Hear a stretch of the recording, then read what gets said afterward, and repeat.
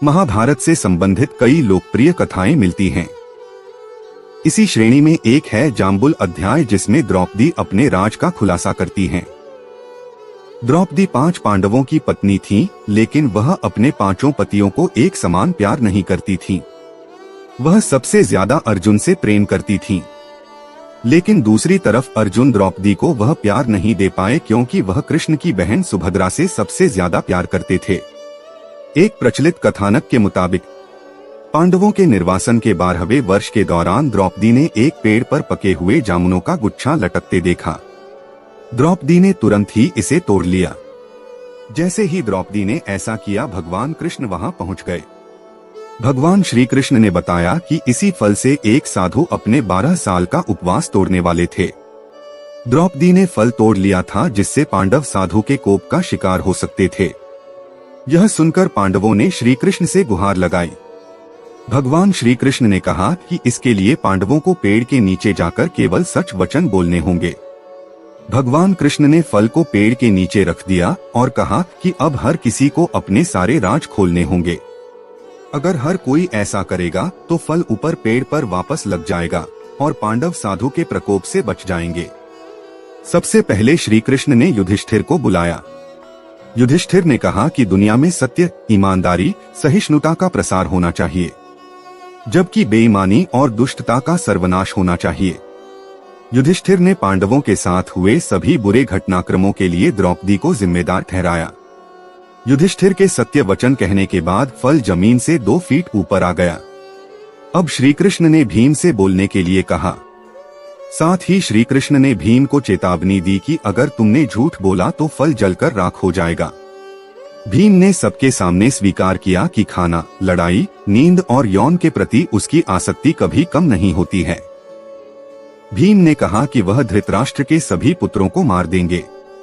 युधिष्ठिर के प्रति उसके मन में बहुत श्रद्धा है, लेकिन जो भी उसके गधे का अपमान करेगा वह उसे मृत्यु के घाट उतार देगा।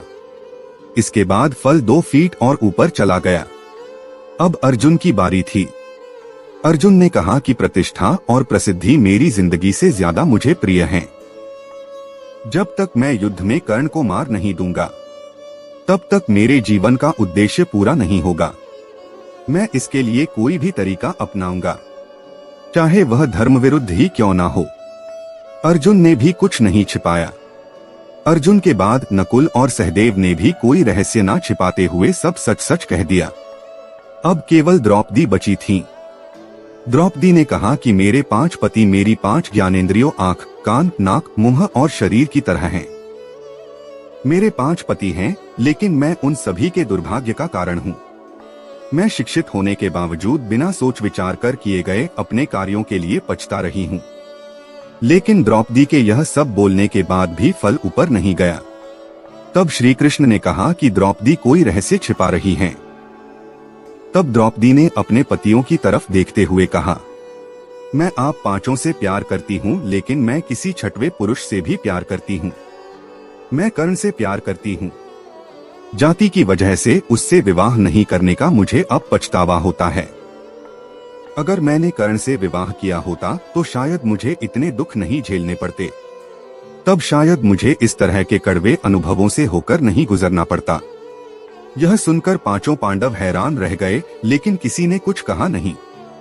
द्रौपदी के सारे रहस्य खोलने के बाद श्री कृष्ण के कहे अनुसार फल वापस पेड़ पर पहुंच गया। इस घटना के बाद से पांडवों को यह एहसास हुआ कि 5 बहादुर पतियों के होने के बावजूद वह अपनी पत्नी की जरूरत के समय रक्षा नहीं कर पाए। जब द्रौपदी को उनकी सबसे ज्यादा जरूरत थी तो वे कभी उसके साथ खड़े नहीं हुए। इस पौराणिक कहानी का एक निहितार्थ यह भी हो सकता है कि हर किसी के कुछ राज होते हैं जिन्हें वह खुद तक सीमित रखता है। कई बार ये राज अपनों को चोट पहुंचने के डर से छिपाकर रखे जाते हैं। वीडियो पसंद आए तो वीडियो को लाइक करें और चैनल को सब्सक्राइब जरूर करें।